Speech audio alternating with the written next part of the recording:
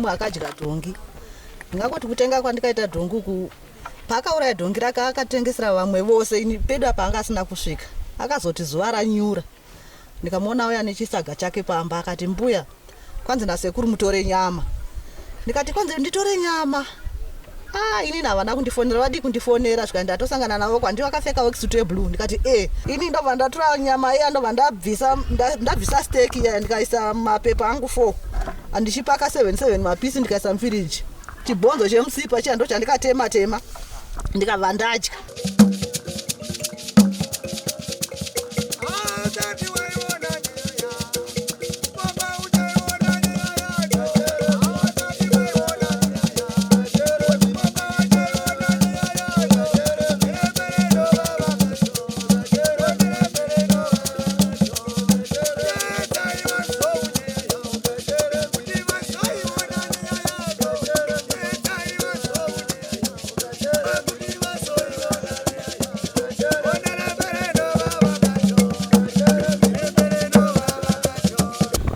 Kusangana kwatiri kuita muri yeZimbabwe nhasi rarimwe zuva nezuva rine zvaro. Nhasi tiri munzvimbo yeChakari sekupromisa kwatakaitaka kuti tichamboramba tichitendera nayo Mashonaland West Province. Rangu zita ndinonzi Andrew Neshamba. Utini wena? Ndinjani muri yeZimbabwe. Sesibuyile ke namhla ngelinye ilanga lapho ke esise Mashonaland West Province. Sibuyile ke ngelunye udaba. Tajera kunzirai nhau dzerufu, nhau dzekuchema-chema. Asi nhau yatinayo zora nhasi hatizivi kuti inonakidza here, inosuwisa here kana kuti inochemedza. Indaba esibuyelayo namhla ke asikwazi ukuthi indaba ekhalisayo yini, echazayo yini, kumbe lani liza kubona kanjani asazi khonapho. Vanhu vakadyiswa nyama yedhongi zvichinzi ibharabhara. Yedu yekuda nyama iyi ichatiparira. Naizvozvoka muri yeZimbabwe ndo chirongwa chatinacho muzuva ranhasi. Regai katitaure neveruzhinji tinzwe kuti vakadya nyama yedhongi zvanga zvakamira sei. Yekelani ke muri yeZimbabwe sikhulumeke ngabadlayo inyama leyi, sike sizwe ke ukuthi yona injani, imnandi yini kumbe kuwadzana extension makadi henyu ndabva ndatondedzwa kanyaya takambokupai zvakare kuwadzana extension yevanhu vakatengeserwa imbwa vachinzi imhembwe. Hatizivi ke apa shumba kuti chichinenge avari nani vadya hodhongi. Aiwa dhongi riri nani panembwa.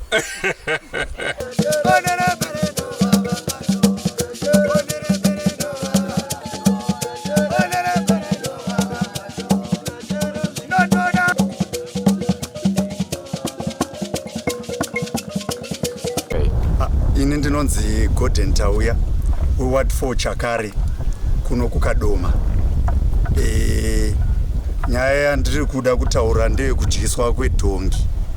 Ndakadyiswa dhongi nichinzi inyama yebharabhara. Bharabhara kana kuti kutu nechirungu.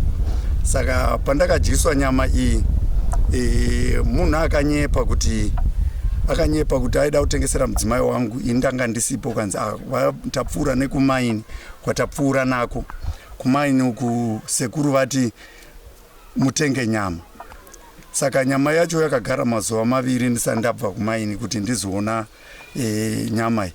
Saka vadzimai vakatombogara mazuva vasati vaisa mufiriji. Saka nyama yacho yoyo yedhongi inyama yakashata zvikuru kwazvo, nokuti nyama ine mvere. Munhu isu takadya manheru, but patakadya pacho umwe mwana neni takarwara mudumbu. Vamwe zvavo havana kunyanya kuidya, but ini ndakaidya ndikaona haisiri nyama ine utano kuvanhu. Inyama yakatoita munhu kuti asherekete kutidyisa udhongi. Noti ini dhongi handinamboridyiswa chero nababa wangu, ndozoridyiswa nemunhu aitoba madhongi evanhu achiuraya. Saka takatonzwa zvichitirwadzawo izvozvo. But muchidya nyama yacho inoita here unge imwe nyama inonaka siterekera kuti ingoriwo nyama yakangofa nedzimwe nyama. Ndakangonzwa sauti, handingati inonaka, asi kana chinhu chikaiswa sauti vanhu vanongoti chinonaka. Zvimwe zvese izvo nyama yedhongi haitoiti. Ini ndoitwa Dzainyamukomba, ndiri mumwe akadya dhongi. Ndingangoti kutenga kwandikaita dhongi pakauraya dhongi rake akatengesera vamwe vose, ini pedu apa anga asina kusvika. Akazoti zuva ranyura, ndikamuona uya nechisaga chake pamba, akati mbuya kwanzi nasekuru mutore nyama. Ndikati kwanzi nditore nyama? Ini havana kundifonera, vadi kundifonera zvika ndatosangana navo kwandi vakapfeka worksuit yeblue. Ndikati zvikanzi vati mutore nyama iyi, vati mutore nyama iyi mugotenga. Nyama yava akauya akasiya pangu akanosiya uko. Ini ndobva ndatora nyama iya ndobva ndabvisa steak iya ndikaisa mapepa angu 4 andichipaka 7 mapisi ndikaisa mufiriji. Chibhonzo chemusipa chiya ndo chandikatema tema ndikabva ndadya kudaro. Ndandisati ndabhadhara inanga nditi kwanzi zvoni mondipa $6 zvikanzi iyo nyama yemombe ichiita $3 per kg iyagoti 7 sei. Ndopandikazomuona mukomana wacho ndikati inini waramba, zvikanzi mondipa magaloni 2 emapfunde machena. Ndikati alright. Saka ini ndanga asati aya kuzokolekta, musaka musi wake aya kuzoda kukolekta manje. Ndobva pakabva panzi izvo nikwaura wadhongi nyama yamukatenga ndeyedhongi. Ndakarwadziwa zvikuru. Ndaneka muzukuru kangu kanga kasingadyi nyama, ndobva kangoitawo kuti adyewo nyama. Saka ubva paakangonzwa kuti nyama yedhongi chero nanhasi ukabika nyama anokuudza kuti gogo handidyi nyama yedhongi, nyange ukaisa mavheji mukati ukabvisa mavheji kwai mapinda supu yedhongi mugogo handidyi. Saka zvakatirwadza, tikabva tatora nyama iya nagogo tikaenda kunovadzosera kuvaridzi vayo. Chakandishamisa ndechekuti iye akasvika pane yangu inini yagogo ava takatenga pamwe chete, akati yagogo ava ndeyedhongi, ini yangu haisi yedhongi. Akatora kaigocha akaidya, kwaida kukuratidza kuti nyama iyi haisi yedhongi, ndobva atora akabva aidya. Saka yakagochekawo seimwe nyama? Aigogochawo seimwe nyama, ndobva aruma mapisi, ndobva abva adya zvikaida kukuratidza kuti haisi yedhongi. Ndikabva ndati nyangwe iri yedhongi nyangwe isiri yedhongi handichakubhadhara, hazvichatomboiti. Nokuti inini handina kuona kuti ndeyedhongi kuti ndeyebharabhara, hakuna bharabhara rakakora kudai. Zita rangu ndinonzi Sophia Gezera. Takatenga nyama yedhongi, takadla nyama. Kana ndiri seni takatodla chiropa. Kwavakasvikira ikoko vakapiwawo chiropa, ndisahwira wangu ndobva ndichekerawo chiropa chiyazipisi rakadai. Andichekera yauya ndikati handiiti kupisi kutuku, ndoda kutocheka mazipisi ekuti ndiwe kuti ndadla nyama. Ndokubika mazipisi angu aya, ndakatocheka zipisi iroro ndikaburitsa mapisi 10. Mumwe mune chimwe chipeki ndakaisa 5, mune chimwe ndikaisa 5. Mangwana acho ndopandakazomuka makuseni ndikati livha iya chirega ndichibika raisi rekumwisa tea. Ndokubva ndabika raisi rangu nelivha iya yaifuta. Kuita mazipisi wainyatsobata, ukabata kudai unyatsokuti ndahwa ndadla nyama, asi nyama yacho yaive yakakura. Ndadla ndikapedza, ndine chimuzukuru changu togara tiri 2. Takabika mapisi edu 6 tikadla. Manheru acho ina handina kuvata nemudumbu, ndakavata ndichichaya. Kubva richivira mupakara rakabuda rimwe, ndakavata ndakangobata dhoo ndichichaya. Ndikati kumwana ndahwa nemudumbu. Akati gogo pamwe makadlisa masawa.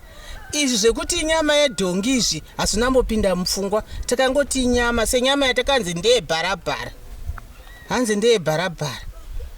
Ndadaro paya mangwana acho makuseni ndokumuka hangu ndichibika porridge rekuzvibatsira, asi mudumbu muya maindinetsa. Maipama futi? Aiwa, handina kuipama.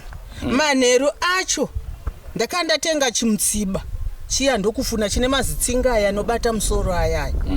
Ndokubva ndatema ndafuna nyama iya, ndobva ndaisa muplastic ndokuisa mufiriji. Ndokutora mabhonzo aya ndokutema mabhonzo aya. Zuva rovira racho ndobva ndabika mabhonzo aya anyatsoorera. Manheru zvendokuadla nesadza.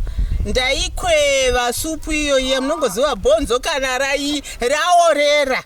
Tumuto tuya tunobuda muya twesauti tuya twainaka twaitapira. Inini ndine arthritis yemabhonzo, katinonzi svetai mabhonzo aya. Tumuto twose tuya tudi tuchipindawo mumuviri menyu. Ndadya tavata. Ramangwana racho handina kuridya. Nyama yedhongi iyo iya chiropa ndo chandakatonyanyodya nemabvupa aya. Zhinji yacho nyama iya ndakaisa mufiriji. Ndazogarawo vamwe sekuru vangu ndobva vauraya mombe yavo, ndobva vandipowo nyama. Ndobva ndarega kudla nyama yedhongi iya ndokuisiya iri mufiriji. ndikati ndombodla iri freshi iyi ndomboimirai. Ndadya nyama iya. Mumwe musi ndo pandakati chirega ndimbobika mamwe mapisi 5 awa eiya yandakacheka pamutsiba yedhongi iya. Ndacheka ndaibika. Yaifuta rayanga isingadambuki asi kukora raive rakakora rainaka. Ini nyama iyo yemupfimbi ndakaitadza kuidla. Nyama yandakanyatsohla ndeyechiropa nemabhonzo ayaya. Tagara rave ramangwana racho ndopazoti muzukuru wangu weskai yaive yatori musi weSaturday. Zvikanzi nyama yatakadla idhongi rakaurawa, takadla dhongi. Nyama kwaya ndakadla iyo ndakatarisa nyama ndakarutsa, ndakapedza vhiki ndisingadi kuona nyama. Yataisa mufiriji iya ndopatakabvisa nyama iya tikati tonoidzosera kwatakaitenga. Ndobva toenda nayo nyama yataibisa mufiriji kayapera chando. Yakabuda muto mutema wakaita kunge matsito. Mvura yaiyerera panyama iyo iyai. Takarwadziwa. Nanhasi ndinoti kana ndigere dzimweni dzenguva mudumbu mangu munorwadza. Ndombofunga kuti pamwe nyama iya ndakadya iya zvakakanganisika, nokuti chikuriro changu nechizvarigo changu handina kumbodla chinhu chinonzi dhongi. Takakura chingonzi dhongi haridliwi, asi iroro dhongi takadla. Tichitanga kudla rainaka. Dhongi iroro raitoita mafuta aitoyerera mumvura zvichitutumira moto. Saka ndakanzwa kuti muridzi wedhongi akabatwa. Wedhongi iroro rakabiwa. Akatengesera vanhu dhongi haana kurowa here?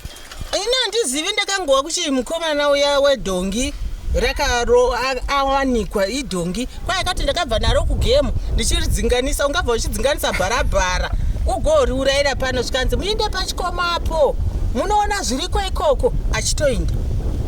Saka vanhu vakazosara voziva kuti idhongi iyainda atiza. Ina handina kumuona. Saka hapo zvoti tichaurawo naye. Hapo haaswe muno, aibva saidi remakondo. Okay. Ndokwaibva kumakondi, aigara muno akatama akaenda kumakondi. Saka kuti isusu tizotenga nyama yake takatagara tichiziva kuti muvhimi ari muno aivhima achiuraya mhuka achitengesera vanhu nyama. Saka kutenga kwatakaita takangofunga kuti semunhu watoziva anoita zvenyama anovhima, regai titenge chinyama. Takatotenga chimutsiba chakadai. But chimutsiba icho chiya chaingori chaida kuti chinhu chitukutuku, but chaive nenyama. Kuita dutu kudaira ndakafuna renyama. Takangozongoitora nyama iyoyo tikaenda kunoirasirawo. Tangowa kuinde dhongi hatina kuzoidya. Zvakatibata. Yakadyiwa navanhu vakawanda here, uyezve yanga yakachipa here pakutenga? Yaive yakachipa pakutenga, yanga yakachipa. Ini chipisi chandakadatenga chakadai chiri chemutsiba chaiva chanzi $6. Ndakazonzi ndipei $5. Ndikati handina mari, svika ichindipai 2 liters yemafuta. Ndobva ndatora 2 liters yemafuta iya yekubikisa, ndobva ndamupa, nokuti aingoti chaunacho ndo chaunondipa. Mukomana wacho ye anga afunga pakuru. Aingoti munhu anobhadhara nechaanacho. Alright. Saka ndo zvakaitika izvozvo. Nyama yese yatakatazotenga iyoyo yakatangwa kuti ndeyedhongi, takanoirasa hatina kuidla. Right. Indonzi Richard Isaac, ndogara muno District 9. Zvakaitika rezvokuti isusu tinomwa doro. Saka tamwa doro tibva kumashopu tasvika kumba utaona madzimai ari kuchema nenyaya yekuda muriwo. Tatahwa nemavheji. Village yese muno mumagadheni nemavheji. Takanzwa kuti kuri kutengeswa nyama, ndikati endai munodi munotsvaga nyama sezvo pane muenzi mukwasha aripo anzwa nemavheji. Vakaya vakatotenga nyama $2 yanga yakatowanda kudai, so waitoti kutenga na $10. Tasvika paya pavabika kumba, tabva kubhawa tasvika tadla nyama kusikunaka iko. Tangoti nyama ichi yebharabhara sezvo aenda yanga yakakora, akora zvezvokuti kuonda, nokuti dai yanga iripo takupaipa watakugocherai mega mamuchirimaira mboti ndeyedhongi. Mushure mazvozvo tabva kumba taenda kunhimbe pabhudhi vacho, tanotora jecha kuBhiu yokuvaka plasta imba yake. Takasvika takaibikirwa futi nyama iyoyo takaidya, takaenda kubhawa. Tabva kubhawa mangwana acho tazoenda kumabhawa mamwe ari kuzasi tadzoka. Ndopa tiri kuona senguva dzine tiri kuona umoyo anonzi Prosper Rozani ari kutouya akabata chizondo chedhongi. Takatogara pamashopu. Iwo inyama rudziyo akabata vanzi nyama yamaitiwa ndiye nhingiki ndiye bharabhara idhongi. Apa hapana zvatakakwanisa kuita but vamwe vanga vakungosvipa. Akati muchasvipei? Tipei diye moda kurasa yetinodi topedzisa kuti aigodisa dya dhongi. Asina manje atisu hapana chatikumboza kuti pari kurwadza isi kuti takadla dhongi. Amene mukambozwa kuti inouraya here wanti inodi kwete ari kuraya here nekuti tizvizvi taingoti sevanhuwo zvedu mamaiwo ndo anenge aingoti tingada kuti unyarawo mumavhileji unzi mukuramba muchidya dhongi. Asi saka unoona parinobikwa todya pakatiwa pati pamashopu apa takatorwirana mabhonzo ayaya mamwe anojika aya titovhutirana mapuleti so takazozviona mangwana anzi inyama yedhongi takati hapasina zvatichaita tatongodya kudhara kutika kudi ndo zvakaitika. Mukwasha makadyisa mukwasha izvezvi totongonyara kuti mukwasha wangoti angovhutisira kuti akona ibaba ndaigodi dhongi racho rinonaka ndikagoti harichanakiri makandiziisa. Inini ndinoitwa Lucia Wasarirevo ndogara maboys. Zvakaitika panyama idzi akauya nenyama dzakachitengesa kambojamba pamba pedu akaenda pamwe inde pandakazoti kuna mai guru vacho koba munini wenyu ari kutengesa nyama vachijamba imwe musha sei kana mazovaona vaya kwenyu mugovaudzawo vagotigirochi nyama ndo pakabva pachizinzi tokumbira zvamune firiji tise nyama pai mufiriji ndopota ndichiya ndichitengesa ndichitora ndichida notasei notengesa nyama yangu inini mubhadharo wekuti ndidyise magetsi ndiye ndisina ndokupai pisi. Saka musi wacho wauya nenyama akatipa pisi yakadai ndobva tabika pisi ya ndobva tadya nyama yedhongi. Nambonzwa kana kuti ndingati nyama yedhongi yaingo ndeye bharabhara ndikadya ndadya handina kana chandakanzwa asi kunaka nyama yendasei inonaka nyama yedhongi zvokudai vanhu tisina kuziva zvedu kuti nyama yedhongi kana kondinyo kuti tidle zviri nani nekuti nyama yazvinakira ndo chokwadi chaicho chakaitika.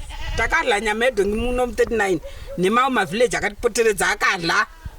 Kondanzwa rimwe boys totaura kuti kana muine kuri kutengeswa dhongi tirongerei mungatozoda here kutenga futi kutenga nyama yacho kutorla chako kuta kondinyo notinozvinakira ina handina chandakambowa indoitwa Edward Muzenda ndiri mugaro womuvillage 39 zvechokwadi nyama yedhongi yainaka takaidya panapa indandisipo ndaenda kuHarare ndichidzoka ndakaona nyama yatengewa iri pamba ndikatovabvunza ndikati nyama yamuri kuti inyama yebharabhara isi nyama yebharabhara inenge nyama yemombe zvishuwa nyama yainaka yedhongi takaidya nyama yacho yainzi $2 inenge yanga yakaita sema 4 kg sadli dhongi. Igama lami ngingumdlazokwenda Sithabile. Ngihlale village 39 stand number 21. Salidla sibili dhongi.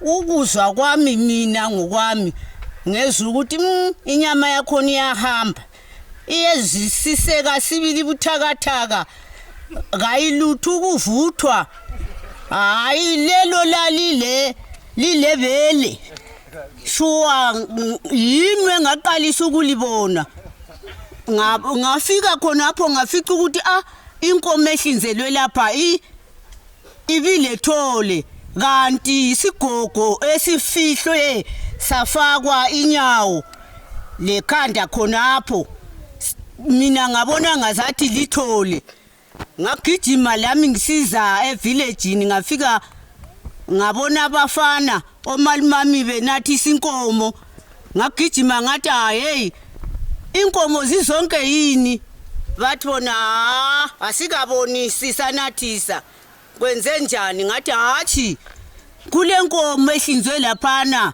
entatshananeni yethu lelapha phansi kwamasimi ethu lapha ibile thole omunye wathi hamba wena omncane thina sisale sinathi sinkomo. Omncane wathi ayekela ngigijime ngithatha usibaro wami sihambe sibabili. Wayathatha uEdward mdatata hawo umntanami abagijima bafika khonapho nguye wafika phansi kwesikhumba wathi athi asikuyini lokho okwembeswe ngelikala katha elitshe nguye wafika wavumbula wabona nansi izinyawo sedonki wathatha babuya sebesithi gogo kange nansi izinyawo zedonki beziphethe wasesithi omunye wayekhonapho ngoba babelungisa impompi zabo ezamanzi wathi yena hawu uProsper wedlule lapha esithi udinga idonki yakhe kanti kwenze njani yekelani ngiyemtshela wasegijime siyatshela uProsper uthi idonki bathi wahle wagijima eldinga uchairman wafika insana uchairman nangu wamlandisela indaba yedonki bathi hayi hambeni bathuluka besiya khonale yiba bayabuya lakho konke izikhumba sebezibonile igazi amathumbe esequmbe ilanga ukuchisa hey madoda kuyini sebebuzana khonapho bezwe ukuthi hathi inyama ibithengiswa izolo ibra ebilaphe township ibinzima ngiyabona imigqomo emibili ibiphekwa enyibrayo khonapho abakhulu njengabo abanye ama-teacher yiyo ayekhona khonapho yuba babe kuma high table khonapho lidliwe idonki nyani soqotho bebunatha futhi abanathayo hayi athina ngapha sesiphonga ukuthi mthu ukukhafula akusenzi sesiginye kudala hayi bagijima uchairman wathi hayi asibone nabe bethengisa inyama bambona umfana wokuqala bambamba wathi hashuwa mina bengithengisa ngapho ngikuzwa nje ukuthi woza ngincedisa mngani wami ngamncedisa ukuthwala inyama besiyafaka lapha babefaka khona bathi hayi asambeni siyebona lo obekusithi uzethwala idonki usenze nje lisidlisa idonki kwakhanyakala hayi akusancedise esidlile bathe besithi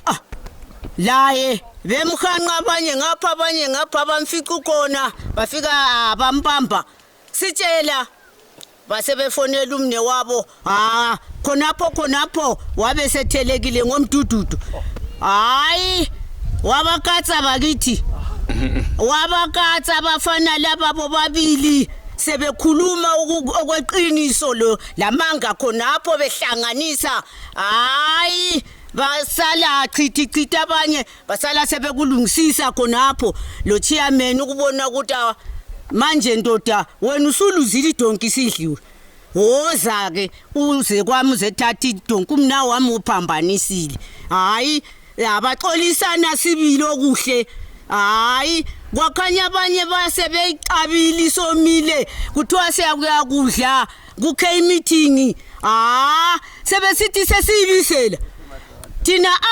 lingayibisela alilelilethu ukuthi sizwe ukuthi echayiwe yithini but thathani ngayiphinda isibili angezwa nikisidonki imnandi bakithi ngayizwa ukuthi imnandi ngayiqedisa yimi ukuthi kathi sesaba nje ukuthi sichaye lathi sibulala amadonki sithengiselane inyama imnandi hayi asayidla sibili bantu abami lahle lazi ukuthi iminyaka yonke leli iphilile emhlabeni kusho ukuthi belikhutha ubunandi bonke lokho kuhle saqalisa khonapho ukuze ukuthi hey kuya hancho silahlekelwe right inini zvangu semutungamiri wemuno muvillage 39 savillage chairperson wemuno muvillage chiitiko chakaita saicho chichi chiitiko chakandishamisa zvikuru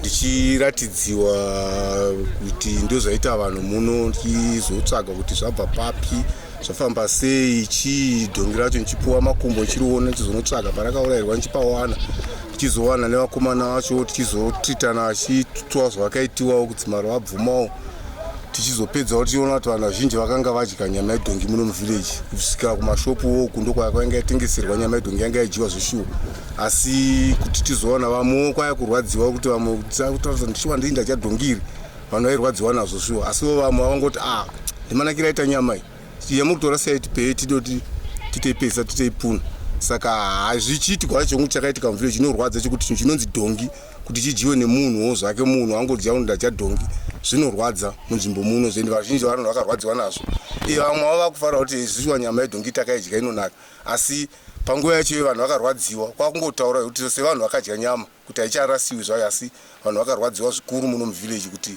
kudya here nyama yedhongi ende chitochisekwa mamwe mavillage ese tikangoenda chiri kwataenda kudzinamo tavanhu vemu39 vape nyama yedhongi kana kuti havape vasukurudze nenyama yemombe iyi nokuti havajara mazina avo akapakaniwa nenyama yemadhongi ndo zvinhu zvinongoti zvangu vachangu vachisekwa mumaarea mavillage akatitokomberedza muno matinenge tabuda kuti chiti takuenda kumafunction anenge arimo takungonza vanhu vanodya nyama yedhongi vape nyama yedhongi avo hazvizokufadzwa mani izvo chete ndo chiitiko chakaitika munomu chinokashamara kuti washuwa kudya here nyama yedhongi wakomana ukariona dhongi rakamirapo nekurivara kwarakaita kuyasha edzo dziya tichiwauza kuti dhongi radyiwa nemunhu haipapo chendo pakangooma chete ipapo zvapo zita rangu ini ndinoitwa Emmanuel Chiwetu stand number 10 village 39 ndakanga ndisipo zvangu ndiri kuHarare ndokwandoshanda ndichiita zvandoita but kutaura kweshuwa vabereki handinambofara ndakaenda kubirthday ramai vangu vanogara kuSanyati vana vangu vanga vadyawo pamwe pavakandiudza kuti takanodyawo nyama paningi ndakafamba rodhi yose vana vaida kufa vachirutsa vachichaya moto yandakakwira vakapedza vakutosvoora vanhu kutoti hadai makwira yenyu mega mani asi kutaura kwechokwadi chero ndikasvika munhu akasvika pamba pangu ndotarisira kuti huku chaiyo ndofanira kungomuudza kuti munodyawo here nyama yehuku kwete ndonyepa kuti ndaura pikoko iri huku munhu adye huku handitya tingaitore easy nyaya iri easy nekuti vamwe vakanakidzwa nayo ina handina kudya hangu handizive kunaka kwaenda handitodi kuidya ticharwarirwa nevanhu nezvimwe zvirwere zvatisingazivi nekuti vanodya kuBotswana pamwe maybe vane mumwe poison yavanobvisa kana chimwe chinhu chavanobvisa padhongi chinofanira kubviswa chiraswe but mukutengesa munhu angouraya dhongi akapa vanhu kuti vadye vanhu vacharwara vakafa nekuti nyama dzedza dzangobikirana handitya dzingobikirana pamwe pane chinobviswa padhongi chiri kuti vanhu vadye nyama handitya vanhu vacharwara chinhu chandasvoresesa chandakanyanya kusoresesa ndichipinda munomu ukadyisa munhu nyama isiri iyo munhu ane mweya wekunorova mhuka yeumwe munhu chipfuwo cheumwe munhu chisingadyiwi chavanoziva kuti hachidyiwo mutengesera vanhu ko kana tikamusvikirawo isusu tichifambawo pamwe tikutotsvaga mombewo dzimwe dzedu dzatisi kuona ari kutovhiya dhongi riya dhongi haringobatwe izi anokutadza nei kuti destroy achauraya munhu vanhu vakazodya futi vakangokomenta seizvozvi unzi nyama yemunhu inonaka hatisiyani kutaura kwechokwadi handinambofara inini nevana vandakafamba navo vachirwara nanhasi handinambofara ini handina kudya angu asi handinambofarira nyaya iyi ndicho chirongwa chatakupai mhuri yeZimbabwe tongai tinzwe munoti kudini nazvo munawo here madhongi mondoro makadi henyu ndokunochengetwa madhongi nekwabula wayo ndokwe madhongi ikoko ndokwedu ikoko aripo zvakaiti ndinezva mhuka dziri fani machaina achidya aiwa dhongi kamuziva tichi dhongi I think kusangoda kuridza shumba but ukaenda kuna naBotswana kutori muriwo unototengeswa kana mubhucha chaimo setongoti muZimbabwe zvatongotangawo kuitika maZimbabwe takagarika tinoti hatidyi tinodya but zvatoitika saka ndinofunga ukama hwevanhu nemadhongi hwakuramba huchisimbaradzwa munotondera paya tichikupai nhau yekuguruve yemurume akabatwa achivata nedhongi ayiyoyo manje yakazonyanyisa shumba njengoba-ke lisizwa-ke muli yezimbabwe ukuthi ngani ubuhlobo babantu lamadonki ukhangathi buhambelela phambili buyaqhubekela busiya phambili ukhamba nganemadonki uruyendera mberi egurube-ke kwabanjwa-ke umuntu wesilisa-ke lala le donki asazi kumbe kuhamba njani asazi muli yezimbabwe anzi rinonaka amen siyashosha kanzini emombeni onaka shumba ndicho chirokwa chatakatinacho muzuva ranhasi mhuri yezimbabwe aiwa inini chandinakidza asi ndine urombo kune vasina kufarira kudya kwavakaita zvinongoenderana nedumbu rako shumba endru neshamba ndiro zita rangu nomusankomo ngatisakadei mune zvimwe zvirongwa asi senguva dzese mhuri yezimbabwe tinokurudzirai kusubscribe kudrumas media drumas media taking you to another level.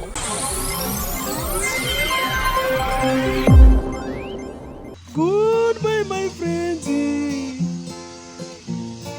Goodbye, my friends.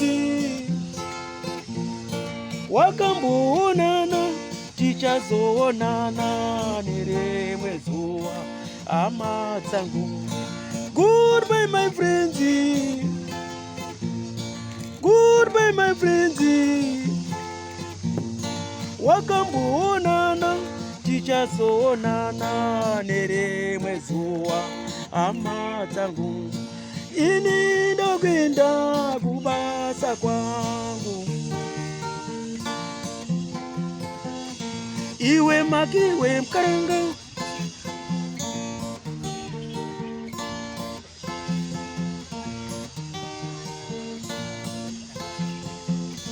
Iwe makiwe mkaranga. Iwe makiwe mkaranga.